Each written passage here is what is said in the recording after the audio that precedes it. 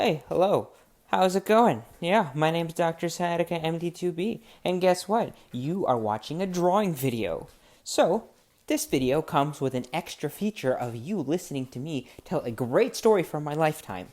I guarantee you, hold on, it's going to be interesting. Please subscribe to this channel and turn on the notification bell. Subscribe to Dr. Sciatica MD2B. A few years ago, I was young and dumb, and I decided that I would like to live abroad. No, not to a European country or somewhere very nice like that. I wanted to live in a quasi-third world country. Yes, I said live. I didn't say visit. I didn't say go there just to have a little bit of fun. No, I wanted to live there.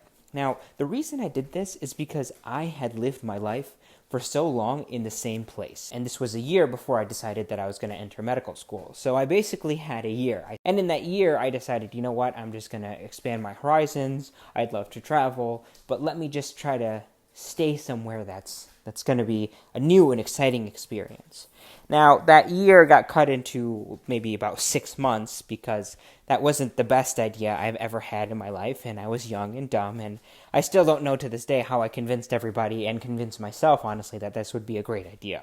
End of college. I'm ready. I decide, let's do this. Let's go off. So I'm not going to name drop the place that I actually decided to live, because, maybe you want to live in this country. I don't want you guys to think that this is not a place that's good. So instead, we're just going to say I lived in a quasi-third world country. It wasn't third world, but obviously it wasn't very developed. Now, when I don't say developed, I mean like there wasn't paved roads. There were still some things that were there, but it wasn't as developed as you would see in somewhere like the United States or Europe. So I decided that after doing some research that nothing could actually hurt me here, except for there were some large snakes, some giant beetles, and a whole host of other things like dengue fever. And I was like, you know what? This sounds like a great adventure. Probably an idea I had at 3 o'clock in the morning after watching a bunch of One Piece, and I decided, you know what? I want to go on an adventure. I want to do something with my life, and so this is what I come up with. So somehow I convinced my parents that this would be a great idea, and it's totally safe, and it took a long time for me to convince them that this would actually be a good idea. And I was like, look, I'm an adult, I can do this, blah, blah, blah, blah, blah, and they just knew that I wasn't gonna stop. I had it in my head I was gonna do it. So, mind you, I had no outdoor experience whatsoever, so this was going to be a little bit crazy for me to do, but, I told them it was safe, there was, an embassy there and everything, and I was going to live close to it, and everything's going to be fine. So, eventually, I get to packing up my stuff. I get everything ready, I'm excited, I get all my medication, everything I need, and I'm off to the flight. And I think it's going to be a 4-hour flight, and that's it. No, it was not just a 4-hour flight at all. So, when I got on the plane, for some reason, there were supposed to be 2 or 3 connecting flights, but one of the flights didn't actually connect, meaning it didn't actually go the entire way. Now, I don't know if I was lied to, or if, just by some chance, that it just didn't happen. Now, the place I was going, the plane that was actually supposed to fly, doesn't actually fly there all the time. It only flies there every few months. Just to give you an idea of where exactly the type of place I was going. I'm at the second airport, and I'm ready to go. I'm on this other island that should be connecting to another place to the place I'm going.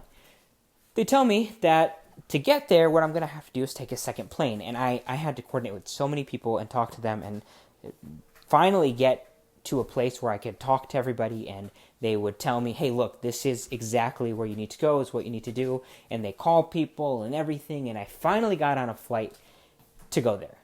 The only problem was, it wasn't actually like a commercial aircraft. It was a small airplane. The kinds that you see people jump out of? It was that kind. So it was meant for only a few people. And, to top it all off, the pilot that took me there was probably 17 years old, and he had just gotten his license. Not only that, there was other people there with me. I guess I wasn't the only person who had the idea to travel to this place. But, it makes sense considering that the one plane that flies every few months, it wasn't going there. There's probably a bunch of people who were trying to get there, but couldn't. So, we all get on this plane, and I'm scared. I'm literally just strapped in, ready for whatever's coming, and then, oh god, we finally take off. Turbulent ride, very turbulent ride. I'll tell you that being in a small airplane, you can definitely feel it more than being in a big one. So, thankfully, we eventually land. I'm so happy. I'm so relieved. And I'm like, all right, I've finally gotten here. I took 2 flights, 3 flights. I'm finally here. This is wonderful. Nope. Nope, not there still. So what they tell me, and I didn't realize, is where I was the main place, but where I had gotten a place was completely different. I didn't actually rent the place because I had spoken to somebody and I had connections. I can't even tell you how many people I was on the phone with to get this done. Anyway, I eventually ended up with renting a place, and the place that I rented wasn't actually close to where I was. No. Guess what I had to do to get there? I had to take a ferry. Yes, I had to take a ferry. And mind you, it's already late at night. It's like 8, 9 o'clock, and I'm trying to take a ferry. So I'm trying to figure out what happens, and luckily there's a ferry that actually goes there, a late night ferry, which is wonderful for me, but crazy and a little bit scary. So I get on a taxi from the airport, and then the taxi takes me all the way to the ferry. And thankfully, the same people who got off the plane with me were actually going to that place too, which was crazy. I mean, it's the craziest thing where you meet people and you don't even realize that you're going to meet them in like the most in places you wouldn't even expect. Before you go places, you think you're not going to meet anybody and there's not going to be human interaction, but you realize that people are kind of the same all over, and you're going to meet people and make relationships that you don't even realize that are going to blossom. So eventually, I get to this place. I get to the ferry. The ferry takes me all the way there. I thankfully had enough money to call my landlord on this cell phone, specialized cell phone I got, and it worked. He was nice enough to come pick me up in the night, and we made it. Then we went from there, and I went to my place. So I'm gonna end it here. It's about Halloween time, so if you guys actually want to submit a story that you had, like either a scary story or something, I would love to draw and read your experiences and share one of my experiences as well with you.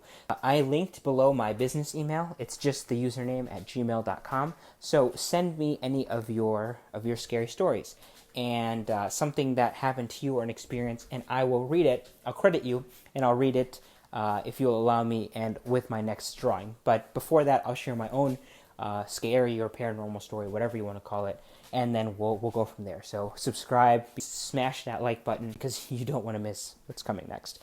See ya!